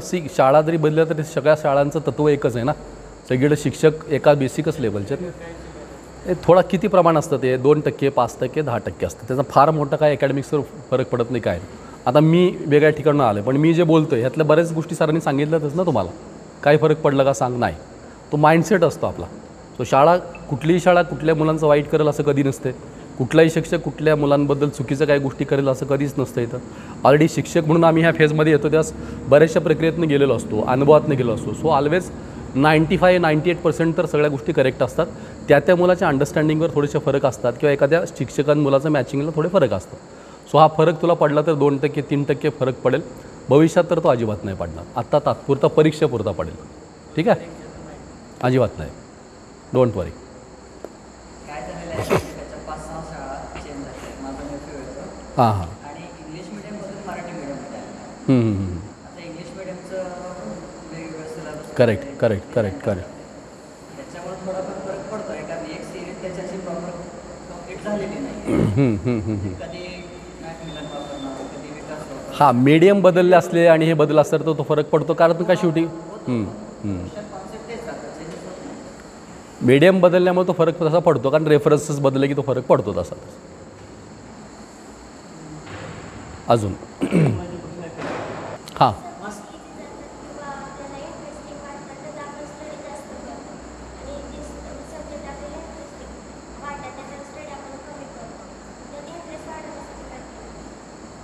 Very good. तुझा प्रश्न महत्त्वाचा आहे तसा. अशा वेळेस काय करायला पाहिजे की ज्या दिवशी अभ्यासाचं तू प्लॅनिंग करशील त्या जो इंटरेस्ट कमी वाटणारा जो विषय ना तो अभ्यासाला आधी घ्यायचा आणि इंटरेस्ट वाटणारा विषय अभ्यासाला नंतर घ्यायचा. टाईम स्लॉटमध्ये असे विषय मॉर्निंगला घ्यायचे आणि जे आपल्याला नेहमी येतात चांगले वाटतात ते विषय संध्याकाळी घ्यायचे. जस्ट फ्रेश मूडमध्ये असतो, फ्रेश माइंडमध्ये असतो आणि अभ्यासाला सुरुवात करतो. अशा वेळेला आपण सगळे इंटरेस्ट न वाटणारे विषय घ्यावेत की जो इंटरेस्ट आपला मेंटेन तरी करतील तसे. आणि लेझी पिरियडमध्ये किंवा डाऊन पिरियडमध्ये लेट नाईटला जे आपल्याला विषयात आधीच इंटरेस्ट वाटतो असे करावेत. असं थोडंसं ठरवून वागावं लागतं आणि ठरवून एकदा वागायची सवय झाली की मग हा तुझा फरक व्हायला लागेल. एकतर काय की अभ्यासाला बसायलाच आपण कंटाळा करतो, कधीतरी करतो किंवा अनप्लॅन्ड अभ्यास करतो. त्यावेळेस हे असं जास्त होतं की आज अभ्यास सकाळी केलाच नाही, आता संध्याकाळी करायचा आहे. मग करायचं आहे, कोणतरी मागं लागतं, बोलतं, मग आपण अभ्यासाला बसतो. अशा वेळेस मग काय होतं, आवडणारच तेवढं आपण समोर घेतो आणि मग ते करायला लागतं तसं. पण जर प्लॅनिंग करून अभ्यासाला करायला आपण लागलो तर असं घडत नाही. मग त्या प्लॅनिंगमध्ये आपण न आवडणारे विषय सकाळी किंवा लवकर, आवडणारे विषय संध्याकाळी किंवा थोडे उशिरा, असं बरोबर ती बैठक तुझी व्हायला लागेल तसं. ठीक. आता इंटरेस्ट कसा क्रिएट करायचा त्याच्यासाठी काय करायला पाहिजे की त्याची त्या परीक्षेची गरज शोधायची आणि मग समजून घ्यायचं की हा चॅप्टर मला हा विषय आवडत नाही, हा चॅप्टर पण मला थोडा टफ वाटतो आहे, पण ह्या चॅप्टरला परीक्षेत इतके मार्कात प्रश्न विचारतात आणि हे प्रश्न त्यातले विचारत आहेत. मग जेवढे प्रश्न विचारले जाणार आहेत आणि रिलेटेड आहेत तेवढेच प्रश्नांची तयारी करायला सुरुवात करा आधी आणि तेवढं तरी उरकून घे. मग नंतर वेळ मिळाला काय वाटलं तर मग ॲडिशनल करता शिकेल. असं करून तुला इंटरेस्ट वाढवता येईल त्यातला. ठीक आहे. गरज शोधायची आणि करायचं. इंटरेस्ट त्यात वाढेल असं सांगू नाही शकत, पण गरज कळली की थोडं काम करायची इच्छा मात्र तयार तशी नक्की होईल. ठीक. ओके. अजून असं कोण आहे जे बोललं नाहीये. हां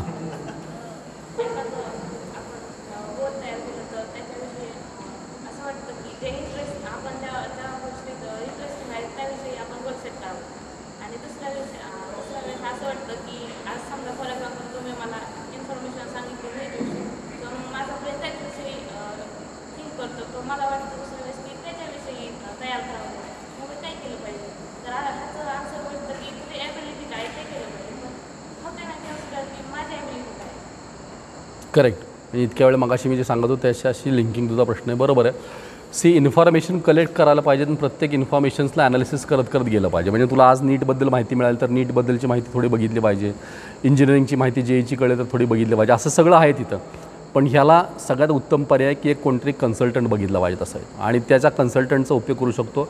ॲप्टिट्यूड टेस्ट आहेत तुमच्या 10वीची बोर्डाची एक्झामनंतर तुमच्या होतील कदाचित परीक्षा, आता यावर्षी होतील का माहीत नाही ते पुढच्या वर्षी, पण aptitude test, psychometric test, DMIT test अशा प्रकारच्या कुठल्या ना कुठल्या एका चांगल्या सायकॉलॉजिस्टचा सपोर्ट घेऊन, कन्सल्टंटचा सपोर्ट घेऊन ह्याच्यातनं लवकर उत्तर शोधता येतं. हा एक सोपा पर्याय. दुसरा पर्याय, तुझ्या लेवलला तू सगळी इन्फॉर्मेशन घेतली पाहिजे आणि त्याचे करिअर प्रोफाईल चेक करायची की मी डॉक्टर झाले तर मला नक्की काय काय करावं लागणार आहे, मी एखादी पोलीस अधिकारी झाले तर मला काय करावं लागणार आहे, मी इंजिनियरमध्ये ह्या सेक्शनची इंजिनियर झालं तर मला काय करावं लागेल. असं गुगल केलं की त्याचे प्रोफाईल सगळे कळतात. रोल अँड रिस्पॉन्सिबिलिटीज असं शोधायचं, मग ते सगळं कळतं आणि ते वाचून कळायला लागल्यावर आपल्याला मॅच करता येतं की माझ्या स्वभावाला हे मॅच होईल का, माझ्या विचाराला हे मॅच होईल का, असा थोडा वेळ देऊन मग हळू करत गेलं पाहिजे. मग त्याच्यातल्या त्यात एखादे आपल्या जवळचे शिक्षक, ज्यांच्यावर आपला ट्रस्ट आहे, आपले रिलेटिव्ज आहेत, पॅरेंट आहेत, त्यांच्याशी या विषयावर बोललं पाहिजे. आणि असं 1 महिना, 2 महिने, 3 महिने, 4 महिने करत 5-6 महिन्यामध्ये तुझा माइंडसेट व्हायला लागेल की हे नाही, ते नाही आणि फिल्टर होऊन तुला लक्ष दिली 1, 2, 3 हे 3 मला मात्र करिअरचे ऑप्शन मला नक्की दिसत आहेत, असं होईल. सो आयदर तुला एक्सपर्टीजला भेटून पटकन सोल्युशन काढलं पाहिजे, किंवा ते जर उपलब्ध नसेल आणि पॉसिबल नसेल तर तुला स्वतःला थोडासा वेळ देऊन सगळ्यातलं फिल्टर करून हे समोर काढलं पाहिजे. असे 2 पर्याय त्याच्यात आहेत. क्लिअर? अजून हां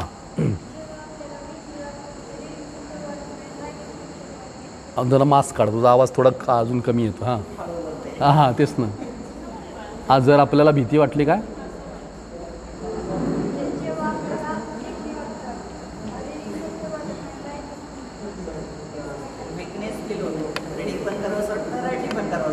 असं कधी होतं तुला? कधी होतं असं? म्हणजे कोणत्या वेळेला होतं तुला? सकाळी होतं, संध्याकाळी होतं? 2 गोष्टी करायला पाहिजे. एक तर पहिलं गोष्ट तुझं आहाराचं लक्ष तुला दिलं पाहिजे. जर तुझा आहार म्हणजे डाएट प्रॉपर जर नसेल ना तर पहिला हा प्रॉब्लेम 100% क्रिएट होणार आहे. म्हणजे खाण्याबाबत आपले थोडेसे जर आपण फार चूझी राहिलो तर मात्र हा 100% प्रॉब्लेम क्रिएट होणार आहे. नंबर 2, त्याला फिजिकल वर्कआउटला थोडा सपोर्ट करायला पाहिजे. तुला थोडं सायकलिंग असेल, दोरीच्या उड्या असतील, हे सगळे काय म्हणतात त्या बूस्टअप करणाऱ्या गोष्टी आहेत, ह्या स्वतःत ॲडच करायला पाहिजेत. तर मग ही सगळी तुझी भीती किंवा इच्छा जी कमी होते ती थोडीशी कमी व्हायचं प्रमाण आणि कमी होईल आणि तू लवकर त्या मोडमध्ये येशील. तू जेवतेस का व्यवस्थित? खरं सांग. सगळं खातेस का? नाही खात. मग असं होणार ना. सायन्सच्या भाषेत बोलायला गेलं तर प्रोटीन्स आहेत, कार्बोहायड्रेट्स आहेत, विटॅमिन्स आहेत, म्हणजे मॅक्रो आणि मायक्रो न्यूट्रियंट्स पाहिजेत. मॅक्रोमध्ये प्रोटीन येतात, कार्ब्स येतात, फॅट्स येतात, फॅटमध्ये गुड फॅट्स येतात, हे 3 गोष्टी आहेत. मायक्रोमध्ये काय येतं? मिनरल्स येतात, विटॅमिन्स येतात, हे 2 गोष्टी येतात. म्हणजे दिवसभरातली तुझी एक जेवणाची थाळी असेल तर त्या थाळीमध्ये काय किती टक्के प्रोटीन पाहिजे, किती टक्के कार्ब्स पाहिजेत, किती टक्के तुमचे फॅट्स पाहिजेत, हे कधीतरी बघ ना एकदा गूगल करून, मग तुला कळेल. मग प्रोटीन कशातनं मिळतात? तर मला हे खाल्लं की प्रोटीन मिळतात. कार्ब्स कशातनं मिळतात? मग भात खाल्ला तर, चपाती खाल्ली तर ह्यातनं मला कार्बोहायड्रेट्स मिळणार आहे. फॅट्स कशातनं मिळतात हे कळतं तिथं. आणि असं कॉम्बिनेशन थोडंसं पाहिजे. आपल्या घरातल्या असणाऱ्या जेवणाच्या थाळ्या ह्या बऱ्यापैकी ह्या कॉम्बिनेशनवाल्या असतात. जसं भात आणि आपण डाळ भात खातो किंवा वरण भात खातो, हे अतिशय एक्सलंट प्रोटीन आणि कार्ब्सचं मिक्सचर आहे. डाळीमध्ये 100% एक्सलंट प्रोटीन्स आहे तिथं आणि भातामध्ये 100% एक्सलंट कार्ब्स आहे तिथं. त्याचं कॉम्बिनेशन कळलं पाहिजे. तूप त्यात ॲड करतात म्हणजे काय होतं? फॅट त्यात ॲड होतात, गुड फॅट त्याच्यातले आहेत, हे सगळं कॉम्बिनेशन त्याच्यातलं आहे तिथं. हे सगळं कळलं पाहिजे. त्यामुळे आहाराला तुला जर व्यवस्थित तू कंट्रोलमध्ये आणलंस आणि सगळ्या गोष्टी लागणाऱ्या खाल्ल्यास ना तर तुझा हा प्रश्न मिटेल. मग इच्छा आपोआप तयार होते. कारण इच्छा कुठं ना बघ, मन असं काही नसतं ना. असं काही इथं दाखवलं की मन काय नाही. मन हा विषय एक थॉट आहे, अनयुज्युअल आहे तिथं. ब्रेन हा एकमेव गोष्ट आहे तिथं. मग ब्रेनला सोर्स लागतो. तो सोर्स कुठला? Energy source. तो कुठला लागणार आहे? सेल्सला मिळणार जो येणार आहे. 1-2 सोर्स आहेत. एक सेल्सला केमिकल सोर्स लागतो जो खाण्यातनं येतो आणि दुसरा सोर्स आहे ऑक्सिजनचा, तो आपल्या श्वासातनं जातो. हे 2 सोर्स जर ब्रेनला प्रॉपर पोचले तर तुझ्या ह्या सगळ्या गोष्टी व्यवस्थित होतील. तर प्रॉपर ऑक्सिजन मिळण्यासाठी एक्सरसाइज पाहिजे आणि केमिकल सोर्स मिळण्यासाठी प्रॉपर डाएट पाहिजे. हे 2 जर दुरुस्त केलेस तर तुझा हा प्रश्न मिटणार. पटलं? ओके.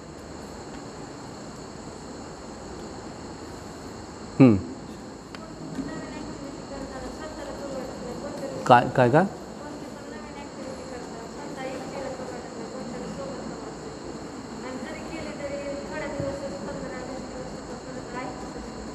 जोपर्यंत तुला तुझी स्वतःची गरज आहे असं वाटणार नाही ना तोपर्यंत ती गोष्ट घडणार नाही. कुणासाठी आपण कुठली गोष्ट करत नाही, आपल्यासाठी म्हणून जेव्हा तू करायला लागशील तेव्हाच तुझी एकटी तू करत राहणारस. सो पहिलं ठरव कुठली गोष्ट करताना मी माझ्यासाठी करते आहे का. आणि ज्या दिवशी तुला पटेल की ही मी माझ्यासाठी करते त्या दिवशी तुला कुणाचीही गरज नाही लागणार, तुझे तू करायला लागशील.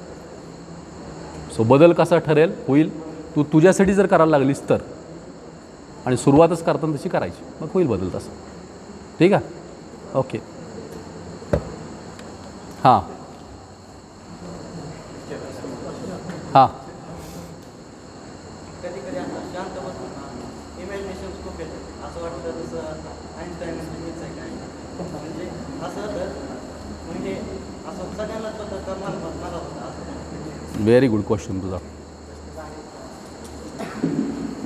काय माहिती आहे का, क्लिअर केलं असते ना.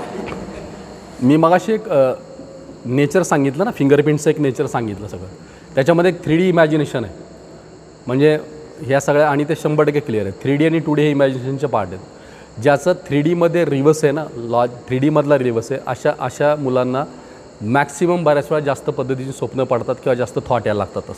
ज्याचं इमॅजिनेशन हाय आहे त्यासाठी. क्लिअर.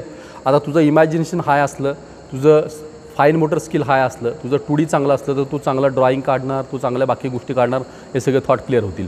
पण फाईन मोटर कमी आहे, पण लॉजिकमध्ये तुझा रिव्हर्स आहे आणि 3D तुझं हाय आहे, तर तुला अशा प्रकारचे विचार आणि स्वप्नाला सुरुवात होती. म्हणजे नसलेलं पण ते दिसायला लागतं आणि आपण त्या मोडमध्ये स्वतःला जात होते. तर हे पर्सनॅलिटी वाईज बदलतं. तुझ्या जेनेटिक्समध्ये, तुझ्या इनेटमध्ये जर तसं असेल तर ते तुलासाठी तसं होणार. आता हे सगळं चांगलं आहे, याला फक्त करिअरमध्ये चांगलं कन्व्हर्ट करायला पाहिजे. यासाठी लागते संस्कारांची गरज. मग ते संस्कार कधी मिळतील, तू चांगल्या लोकांच्यात, चांगल्या मुलांच्यात, चांगल्या तुझ्या गाईडलाईन देणाऱ्या सगळ्या टीचरच्या ह्याच्यात असशील तर याच सगळ्या विचारांना तुला थोडंसं सपोर्ट मिळेल, थोडं कुठंतरी इग्नाईट करतील आणि तुझं चांगलं फ्युचर घडू शकतं तसं. सो हे वाईट नाही आहे, पण त्याला कन्वर्ट चांगल्या मोडमध्ये करता आला पाहिजे. आणि हे नेचर वाईज बदलतं, म्हणजे जेनेटिकली प्रत्येकाला वेगळं राहतं तसं. ठीक आहे. येस. पालकांपैकी काय तुला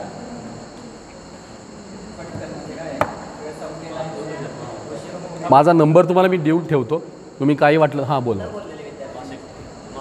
मास्क काढ म्हणजे कळ आवाज येईल.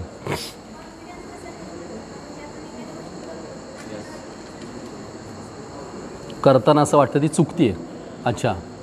आणि मग कॉन्फिडन्स लूज होतो. तसं असं कुठल्या एखाद्या गोष्टीबद्दल होतं, तुझ्या अकॅडमिक ॲक्टिव्हिटीबद्दल होतं का नॉन अकॅडमिकबद्दल होतं, म्हणजे अभ्यासाच्या गोष्टीचे होतं का बाकीचं काही करताना होतं. अकॅडमिक्स कनेक्टेड असणार. याला सोल्युशन्स काय होऊ शकेल, तर पहिली गोष्ट त्याला प्री प्लॅन तयार कर. कुठलाही गोष्ट करताना तू त्या अभ्यासाचं एक नियोजन बनव तिथं, आणि ते नियोजनाप्रमाणे थोडंसं वाचन, पाठांतर, रिपीटेड त्याच्यावरचं वर्किंग. कारण एखादी गोष्ट चुकतीही कधी करतं तो सगळ्यात शेवटचा टप्पा आहे, पण त्याच्या आधीचे टप्पे काय आहेत, ऐकणं. मी मग असे बोललो ते ऐकणं आहे, नोट्स काढणं आहे, पाठांतर करणं आणि मग लिहिणं आहे.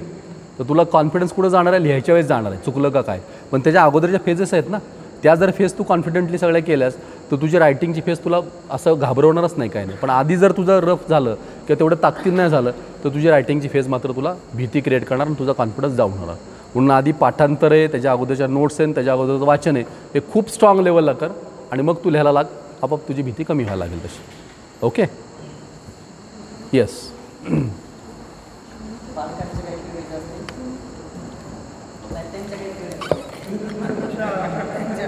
डिमांड आहे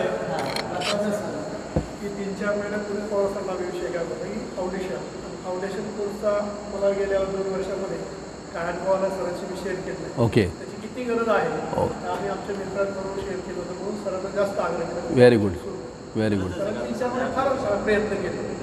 आज योग आला तर भारतात ही डिमांड सरांनी पूर्ण केली. पण तू जसे आज तुम्ही इंटरॅक्शन त्याच्याशी सगळ्यांशी केलं तर दर महिन्याला जीवनला तुम्ही येऊ शकत नाही. बरोबर. ऑनलाईन आमच्या विद्यार्थ्यांना 2 तास द्या, ऑलवेज. पालकांसाठी शेकड 1 तास द्या.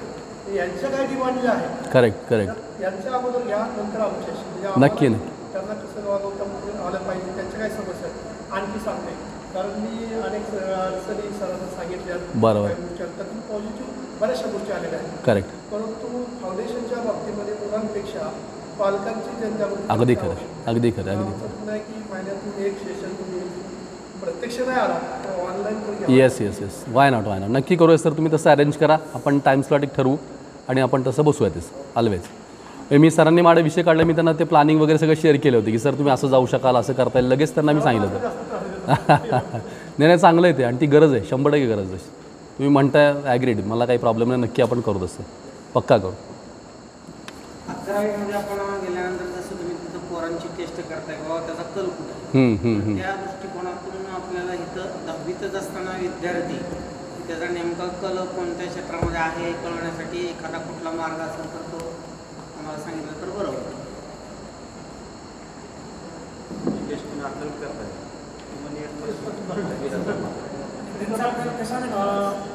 ठीक आहे, आपल्याला तसं काय करता येईल. राहुलला मी एखाद्या दिवशी स्कॅनिंगचं हे पाठवून देईन मशीन. जेवढे इथं इंटरेस्टेड त्यांचं आपण फिंगरप्रिंट स्कॅन करून घेऊ आणि काउन्सिलिंगसाठी आपण ऑनलाईन काउन्सिलिंग सेट करू. म्हणजे मग ते बरोबर होऊन जाईल. म्हणजे तिथं काउन्सलर समोर असेल आणि झूमवर मग तुम्ही जसं आत्ता आपलं झालं तसं तसं करता येऊ शकेल तसं. चालेल नक्की. मग पुढच्या एखाद्या ह्याच्यात मी फिंगरप्रिंटसाठीचं मशीन्स ॲडजस्ट करतो आणि आपण करू तसं. ऑलवेज ते कधी पण फायदेशीर आहे. म्हणजे मी पर्सनली ते 100% फायदेशीर, नो डाऊट. मुलगा नेमकं सायन्सला जायला चांगला आहे का आर्टला चांगला आहे? करेक्ट करेक्ट करेक्ट करेक्ट 11वीतच जर ठरलं तर आपल्याला निश्चितपणे कळू शकतो. करूया. मी पुढच्या त्याचा एक राऊंड इकडे त्या दरम्यान मी ते पाठवतो स्कॅनिंग मशीन. सगळ्या फिंगरप्रिंट्स घेऊ आपण आणि मग काउन्सिलिंग आपण ऑनलाईन सेट करू तसं. पालकांची इच्छा वेगळी असते, मुलांची वेगळी असती. करेक्ट, अगदी करेक्ट. नाही नाही नक्की नक्की. याचा ॲक्च्युली आयडियल एज आहे ना 6 ते 12 हे एकदम आयडियल एज आहे. त्या वयात जर केलं ना तर आपल्याला लवकर डेव्हलपमेंटला करायला चान्स राहतो. नंतर 12 ते 16मध्ये दुसरं आयडियल एज आहे की जिथं करिअरचे ट्रॅक सगळे ठरवता येतात तसे. सो ह्या 2 टप्पे खूप महत्त्वाचे. आत्ता करू शकू आपण तसं. हां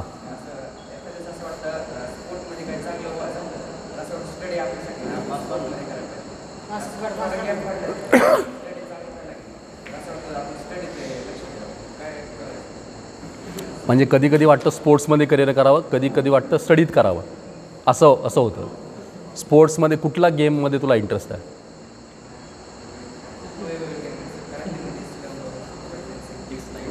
काय असतं ना, एक स्पेसिफिक आपल्याकडं कमांडिंग असणारा गेम असेल ना तर तसं वाटणं योग्य आहे. नाहीतर मग हा आपला हलगर्जीपणा आहे, कंटाळा आहे ना, आपण पळवाट काढलेली आहे. हे क्लिअर आहे. तुझं जर एखाद्या स्पेसिफिक कुठल्याही इंडिव्हिज्युअल गेमवर कमांड आहे, म्हणजे ॲथलेटिक्समध्ये कमांड आहे, काय वॉट एव्हर कमांड आहे, तरच ते आपलं करिअर असं समजतं. जर तसं नसेल तर तू स्वतःला सांग की मी अभ्यासातनी काढणारी ही पळवाट आहे आणि मी उगाच टाईमपास करून काहीतरी स्वतःला समजूत घालतो तसं. क्लिअर? सो तू कमांडिंग जर फोकस करून एका गेमवर असेल तरच ते, अदरवाईज नाही. मग स्वतःला सांगायचं की माझी नाटकं चालली आहेत, बंद करायला पाहिजे बस. ओके.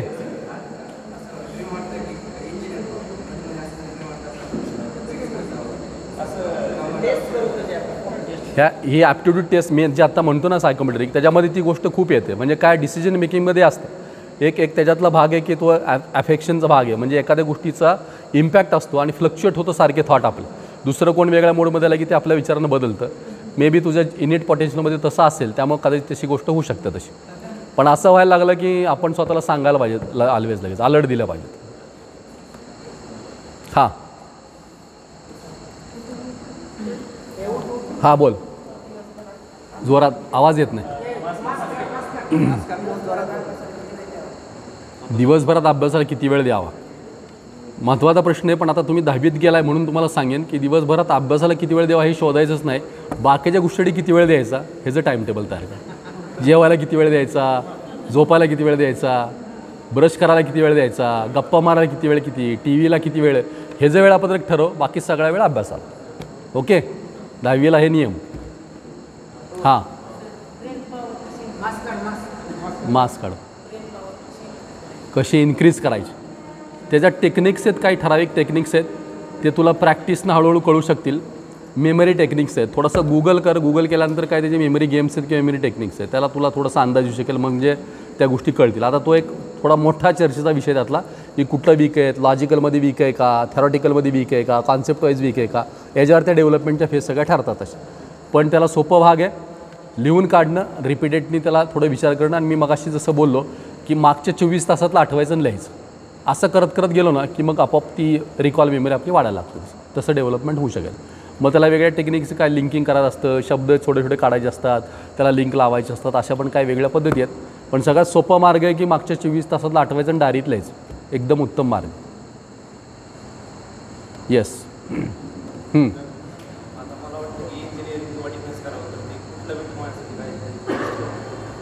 आता असं ब्लाइंड मला सांगणं योग्य राहणार नाही. पण ज्या टेस्टबद्दल मी बोलतो आहे ती जर टेस्ट केल्यानंतर मला तुझा ॲनालिटिकल रिपोर्ट एकदा कळला इनेट पोटेन्शियलचा, तर मात्र मी नक्की सांगू शकेन की कुठलं करिअर तुझ्यासाठी एक्सलंट आहे. तसं म्हणजे तो इनेट पोटेन्शियलवर डिपेंड आहे. तुझं काय स्ट्रॉंग आहे त्याच्यावर आपण नक्की ठरवू शकतो. तसं 100%. Great great. वा. बर. अच्छा. बरं. होय का. ग्रेट. त्याच्या ॲप्टिट्यूडवरून आपल्याला कळेल. मग त्याला आपल्याला इंडिकेट करता येईल तिथे की काय करिअर ट्रॅक करता शिकेल तसं. Yes yes, I will share my number. मी तुम्हाला नंबर सांगून ठेवतो.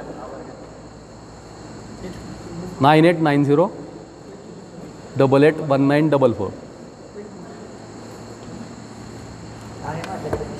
सरांकडे आहे 952195. दुसरा एक नंबर आहे 9521956969. हा नंबर आहे, तो पण तुम्ही शेअर करा सर. सर्व शंका संपल्या असं गृहीत धरून आभाराच्या कार्यक्रमाला उभा आहे. कदम सरांनी खूप आपल्याला आज महत्त्वाचा वेळ दिला आपल्यासाठी आणि अगदी छोट्या छोट्या शंकापासून मनातल्या ज्या काही तुमच्या शंका होत्या सरांनी आपल्यासमोर सगळे आपले डाऊट क्लिअर केलेत. अगदी आपल्या समजणाऱ्या भाषेत जे मुलं पालकाला विचारू शकत नाही, सर ते तुमच्यापाशी आज बोलले. मनातली खंत म्हणा किंवा शंका म्हणा, आणि अगदी तुम्ही समजेल अशा त्यांच्या भाषेत निराकरण केलं.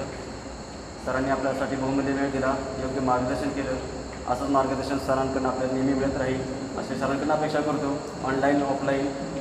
आणि सर तुम्ही म्हणता ती टेस्ट आमच्यासाठी लवकर पाठवून दिली. निश्चित. तर विद्यार्थ्यांचा कल आणि ॲक्च्युली फिंगरप्रिंटवरचा आणि किंवा पालकाची इच्छा, हो. बऱ्याच वेळा रूट वेगळा असतो, इच्छा पालकांची वेगळीच असते खरं. आणि तिथून वेगळंच काहीतरी डायव्हर्जन होतं. बरेचसे टर्निंग पॉईंट 10-12 नंतरच होतो विद्यार्थ्यांचे, चांगलं वाईट दोन्ही. तुम्ही जो बेस्ट सांगितला फिंगरप्रिंटचा तो मला खूप आवडला आहे आणि नक्कीच तो पालकांना जो आवडेल. त्या अनुषंगानं मुलाची प्रगतीकडे लक्ष दिलं जाईल. आणि जर पालकाची इच्छा फिंगरप्रिंट एकच असेल तर दुधात साखर. बरोबर आहे. पालकाची इच्छा तीच असेल आणि ती फिंगरप्रिंटवर तर दुधात साखर. खरं आहे. पण ऑलवेज वेगळीच असेल तर कुठंतरी आत्ताच पालकाला डायव्हर्ट करता येईल किंवा तो डायव्हर्ट शिकला. ठीक आहे, आपण नवी प्रेस करायला पाहिजे, हो त्याचंच कारण गेलं पाहिजे. बरोबर. त्याचा तो मोटिव्ह होऊ शकेल. उपस्थित सर्व पालकांचे विद्यार्थ्यांचे आभार. विशेषतः पवार सर आणि श्रीरामे सर, कदम सरांवर आलेले राहुल सर, ज्यांनी हे सर्व एकत्रित आणलं. आणि कसं आहे सर, हे 2-3 महिन्याला हे घेणं गरजेचं सर. विचाराची देवाणघेवाण असणं फार महत्त्वाचं सर. त्यातून एकाच्या प्रश्नात तर सगळ्याचे उत्तर मिळतं सर. अगदी खरं आहे. जो मनात माझा प्रश्न होता पण त्यांना तो विचारला, बरोबर. माझ्या प्रश्नाला आपोआप उत्तर मिळालं. बरोबर. जो मला प्रश्न आठवत नव्हता तर त्यांना सुचला, नवीन काहीतरी ज्ञान मिळालं. त्यामुळे कॉम्बिनेशन सर 2-3 महिन्याला होणं गरजेचंच आहे. 10वीपर्यंत 2-3 मीटिंग व्हावं तुमच्यासोबत सर, अशी नक्की. आमची इच्छा आहे. आपण खूप वेळ दिला आम्हाला, आमच्या मनात शंका काढल्या. आपले शतशः आभार सर. Thank you so much.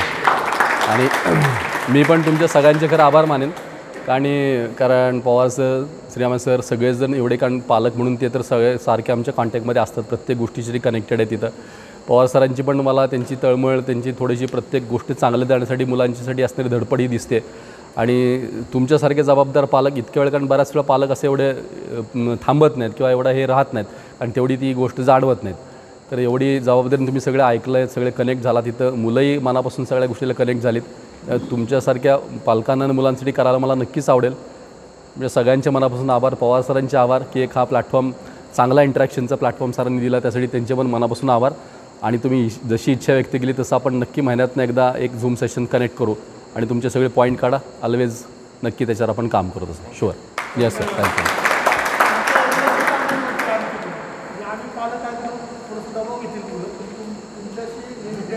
हां, तेवढे मोकळेपणाने इंटरॅक्ट करतील. नक्की नाही. Yes yes, sure.